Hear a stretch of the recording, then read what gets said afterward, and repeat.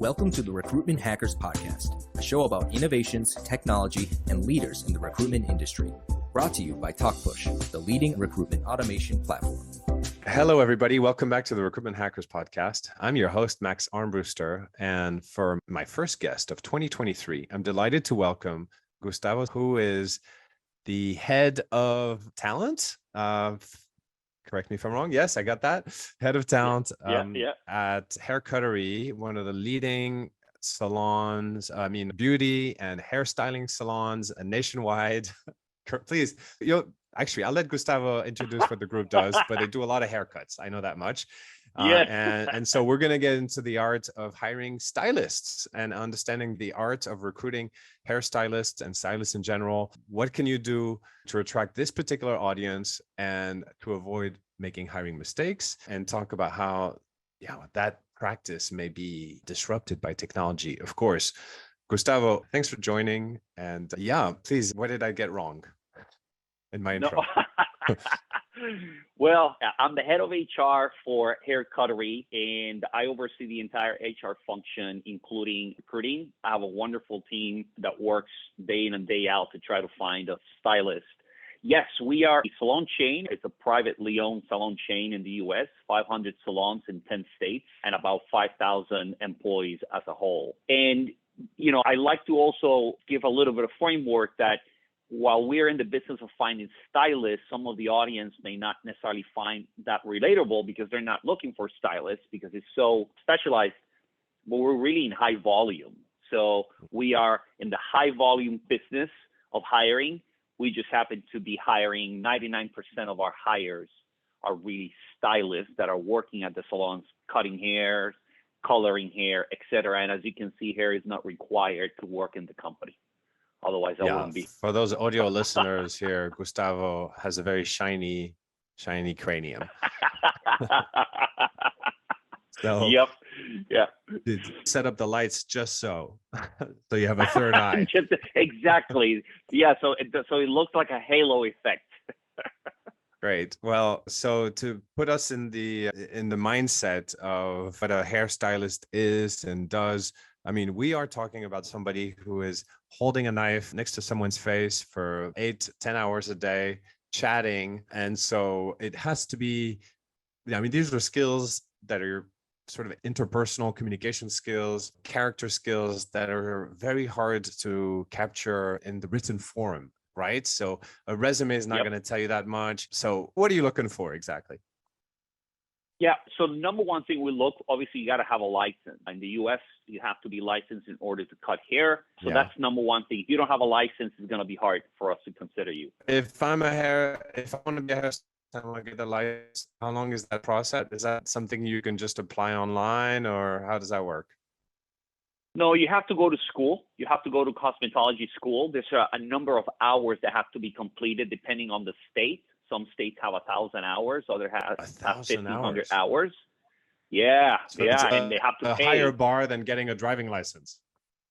Yes, definitely. Well, obviously we want to protect the consumer, but each state does it slightly differently on how to go about it. Like there's not a consistent application across all 50 states. So we have to understand what the requirements are in some states versus others. So once you have a license, or if you are in school and you're going to be graduate, let's say within 90 days, you're going to obtain your license, we want to talk to you. And then the second thing is personality, right? A lot of the stylists that go into the industry, some of them do it because they're exploring what they want to do. Others like the whole idea of the creative process. But regardless if you're the creative kind or the one that is looking for a job or the one that is exploring what to do in the future, you're going to be talking to people. And because you're going to be talking to people, we give you commissions in our case, but in the industry, it's very common for you to get commissions out of product sales. You have to have the ability to interact with the client. Yeah, it must be the nicest people in the world who want to work in that profession because, as you said, like you're interacting nonstop. Although, you have to be able to read the room. Sometimes I go get a haircut and I really don't want to talk to somebody, but they still chat me up. They still chat. Yeah, we tell our stylists, you got to read what the guest wants, right? This is a very intimate interaction if you think about it. I'm in your space for at least 20 to 30 minutes, perhaps longer. I'm touching you. So you have to be conscious of the space. You have to be conscious of the body language that the person is giving you. But it's also a relationship that can be lasting years, because you may decide to go to the same stylist. My mother went to the same stylist, since I was 9 years old until a couple of years ago when her stylist passed away. That's the type of relationship that we're hoping our stylists are going to create with the guest, so that guest comes back to us instead of going somewhere else. But outside of that, obviously we look at availability. Where can you work? Because, we need to accommodate when the guest is there. We don't look at work. Where have you worked to make a decision? It's really irrelevant for us, your work history, from the standpoint of you have a license, you have the capability, let's put you behind the chair. Yeah, see if that works. And are there you talked about character being important. So I gathered from that you don't want a hardcore introvert for a job like this. You want somebody who enjoys interacting. What are some other sort of personality traits that you'd be particularly on the lookout for? And follow-up question, how do you measure for those in a systematic way? Yep. So the measuring part is the hard part. Collaboration would be one. Right now, because of the talent market being what it is, we've eliminated any type of assessment to look for those traits. It's so competitive to find stylists that the more barriers we put, while it may give us exactly what we're looking for, the challenge is finding the number of stylists that we need to satisfy the guest demand. But collaboration you tried that in the that past. You tried the assessment thing in the past, and it would eliminate a chunk of your talent pool that you just can't afford to eliminate anymore. And it's a catch-22, because you want that profile. But what we've done is we've expanded and said, look, we have to expand the profile. Now, the hiring managers ultimately make the last decision as to whom to hire. So they have to assess those individuals and say, I can live with let's say the lack of training that this person has because they're a recent graduate, or this person is very well established, has a book of business that they can bring to us. But I may have to work a little bit with the self-centeredness that this person may have because they're established and they have a book, right? Versus automatically saying this person does not display this collaborative nature, therefore eliminate them. No, we have to work within certain boundaries, but we've expanded those boundaries simply because there's a shortage out there. Now, some people are going to argue there's not a shortage of talent. It's just how you treat. No, there is a shortage of talent. In addition to the fact that you may have a shortage because of how you treat people, the reality is that the demand for hairstylists is much higher than the supply is out there right now. In most franchise operations, the final hiring decision is left to the franchisee, so that because they want to have that ultimate control over the quality of the service delivered, and they're on the ground, so they can see with their own eyes who they're hiring. So it makes sense. They can give them the contract in person. But of course, for the consistency of service and of the brands at a global level, it would make more sense to have everybody basically all the hiring decisions be centralized, and for the franchise to receive, the tickets. By the way, this guy's coming to work with you on Monday, and you've never spoken to him before, but he's approved by corporate, so let's go ahead. Yeah. So where does Cuttery stand on that sort of spectrum, and what are your thoughts on where the industry is going? So for us, because all of the salons are privately owned by the company, we really allow the hiring manager to make the decision, meaning the recruiter finds the talent, presents the talent to the hiring manager conducts the interview, the hiring manager makes the decision. If there's a disagreement between the recruiter and the hiring manager as to why this person is not being hired, they discuss it and use that information for the next potential hire. Next batch. Correct. Now, we have processes in place to try to achieve as much consistency as possible. If you think of Chick-fil-A may have that level of control. I don't know if they have the control at the corporate level, but they have very rigorous requirements for the food, regardless of the Chick-fil-A. about the food, but they're also known for the service. In order for you to hire the quality of people that you want, they may have, and they likely have a much more structured approach. Are you a Chick-fil-A guy? I like it. I'm not a huge fan. I used to be. I love the leagues, but I don't go as often anymore because I'm getting older. So I gotta watch out for that. I've never tried it, so maybe I'll take that down in action for after this call. Yeah. That's right. Yeah. So I'm imagining like in popular culture, the hair salon is a real place for the community to hang out. And as we were saying, you have to be friendly with your customers. Of course, you also have to be friendly with your colleagues, who you're going to have to spend a lot of time with. And so it must be an environment where the human bias is hard at work, where, the salon, the hiring manager, like you said, he's going to have a mental picture, he or she's going to have a mental picture of who they want to hire.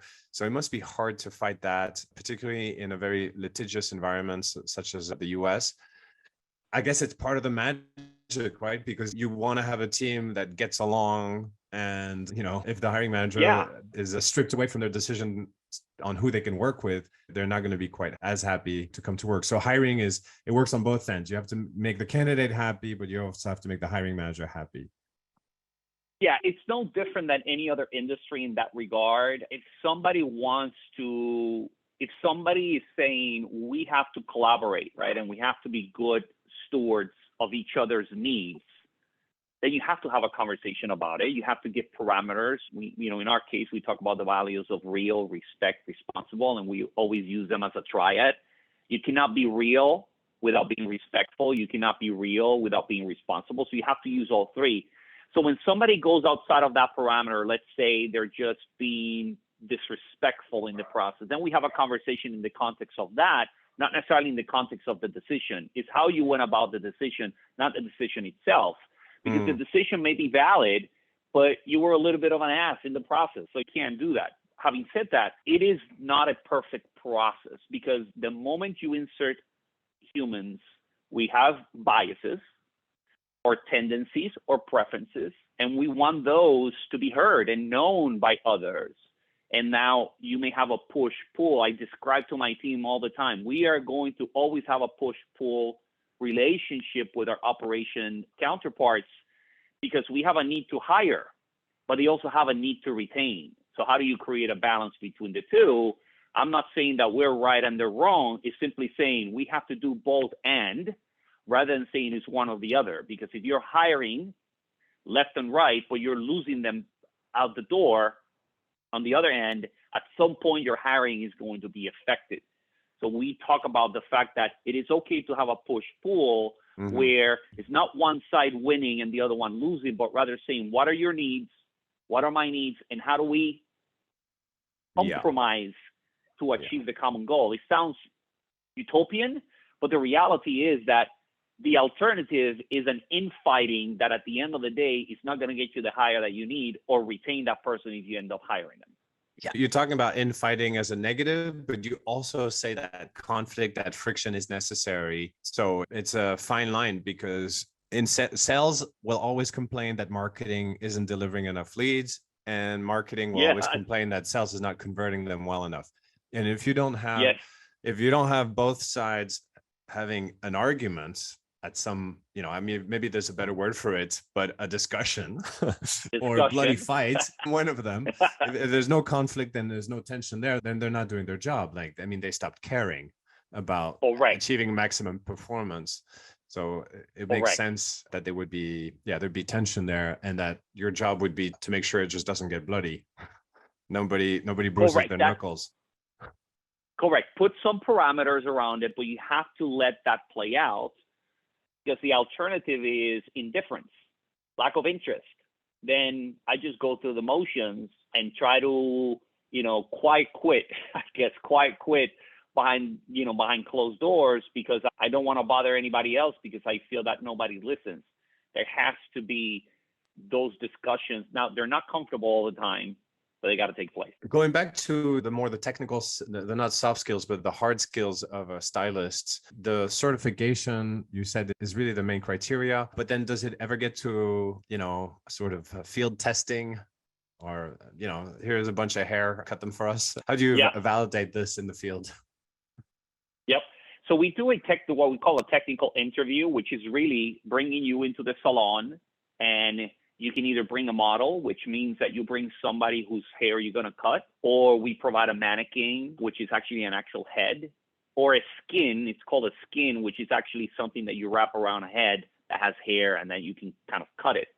So we evaluate your ability at that technical interview, primarily with the idea of where you're at. If you've been in the business for a while, we may have a discussion of about that technical. We ask you questions to ensure that you understand what is required to, let's say, apply color or do certain haircuts, because that's an area, you can mess people's hair.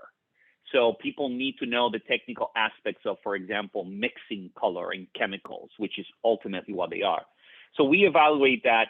But what we've been working on is evaluating that in the context of how can we train you up versus how can we eliminate you from the process, right? Again, that's a harder conversation, because that means somebody has to be training these individuals in. If Max comes in and Max is not good, let's say, at cutting men's hair and needs some training, how do you protect the brand to ensure that Max is not botching people's hairs by cutting them, poorly? But how do you also elevate Max to be able to cut men's hair?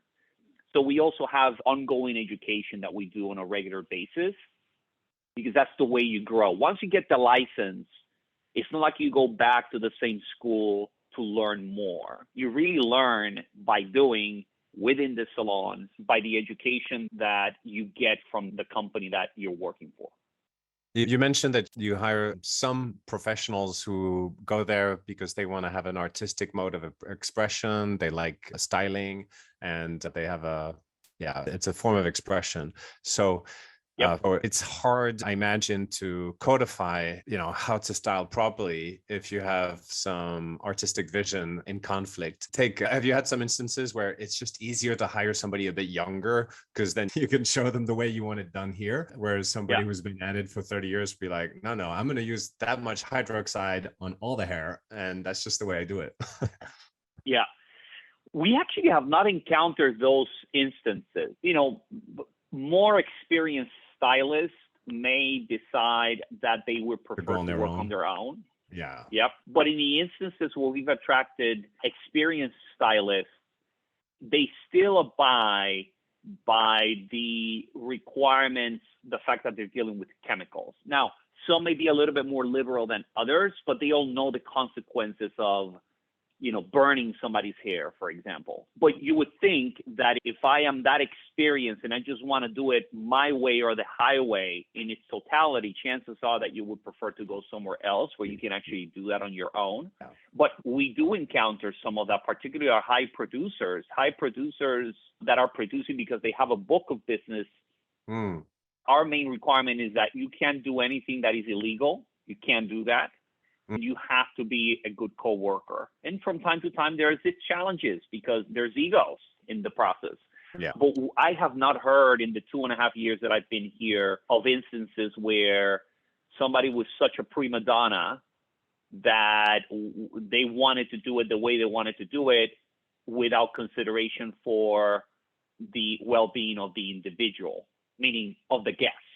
Yes, there's always I can go on my own and make more money, or I don't want to abide by your dress code. We always have those, but it has never been in the context of, I can get away with just not following chemical protocol and be okay. That has no. It's more personal expression, and I can make more money elsewhere. I get it. Yeah. Okay. Yeah. So that sounds like a pretty traditional interaction from any employer-employee kind of context. Any employee-employer. Yep. Yeah. No different. All right, great. Well, I'd say good luck with the prima donnas. I'm sure we live in an age where the prima donnas who want to start their own salons and their own home practice could find employment on the internet and find their clientele. But you said something that really caught my interest when you talked about people coming with their own book. So there's a process for that. If somebody has been in the industry for 5-10 years and that's kind of like, it's not, they don't have a resume, but they have 100 clients that always come to them, and they can bring that to your organization, and then they get a commission on that. Yep. Is that how it works? Well, because not our compensation model is based on commissions. So they get a commissions, and the more experience you have, the higher your commission percentage. So when you have a book, which is basically a conversation between the hiring manager and that prospective stylist, what is that book of business and what can that translate in income for the individual? Because at the end of the day, compensation still rules, meaning I got to be making money. If I'm not making money, I'm going to be looking where else can I go and make money, particularly when you are an experienced stylist. Mm-hmm. So that book translates into X amount of dollars. And because we are commissions based, we can know exactly how much they will be making. And then they can make a decision if that is something that aligns with what they want to be making. Keep in mind that contrary to being on your own, as you know, you started your own business. It's not as easy as people sometimes think it is. So when you go on your own, be it on a private salon or a salon booth, now you're responsible for all the financials, the overhead, the legal processes. With us, you got to buy product, inventory, all of that. With us, we provide you everything. So when you come to us, all you have to do is show up, cut hair, and bring more guests. So people have to consider that as part of the equation. No, I have a friend who works in a hedge fund who has the same kind of arrangement where she's a trader, but she doesn't want to have to do all the license work and get a Bloomberg terminal and get an office and whatnot. So she's a trader inside a bigger hedge fund, inside a bigger organization. And she feels like she's got her autonomy. So, it works at different levels in different industries. Yep. I think it's not unique to our industry. I think it's just individual choice of what your preference might be. Yes, for these skilled workers, it's kind of like doctors, lawyers, stylists. They all have their book of clients. So you got to manage those. All right. Well, final question. I asked this to all my guests. Recruiting is fraught with mistake, and we are all full of biases, as we discussed. So sometimes we make terrible mistakes. This is not a confessional, and I am not a Catholic priest. I just want to know if you could share with our audience something wrong you did in the recruitment space and what we can learn from it. A mishire you've done in the past. Yeah, I can give you a few, but the one that I can think of is I was working in a different industry, and we were hiring manager level employees to oversee regions. And we flew a candidate in who on paper had but there was something about the interaction that was just not working. And we could see it. The CEO could see it because the CEO was involved. I could see it. And the recruiter manager could see it. Yet, we were so desperate that we decided to move forward. You could see it, but you couldn't describe it. No, we all could describe it, but we convinced ourselves that we still needed to proceed because we were desperate. And before this person started, we kind of realized this is a mistake. So now we have to withdraw the offer. The person had resigned the other job, and the person went online presence, just started, lambasting us, and rightly so, right? And what I learned at that time is it's one thing for me to say no and for you to say yes. But when there's three of us say no and we still proceed, desperation cannot be the reason why. And I know it's hard for people to process that, because when you're bogged down by doing the work of others because you have that vacancy open and you see somebody that can come in, you immediately think, oh, I can now turn it over to this person. It doesn't work that way. It takes time. And I tell you, from that moment, any time that I've had the instinct, because most of it is gut instinct, one thing for me to have my gut instinct, but when two other people or at least another person have the same, we have to be very careful that we're not proceeding out of desperation and really make a decision that we're not going to regret. There will always be bad decisions, right? But if you're seeing it, others are seeing it, and your only reason to hire the person is, well, but we need someone right away. This you're gonna person pay can the do price. it on paper. Yeah. Yeah, Yeah. yeah, yeah. Yeah, well, good. Yeah, this sounds painful. And of course, It- one should doubt his own instinct, but if your instinct and the instinct of a couple of other people are coming at work, then Mother Nature is telling you something. Run away.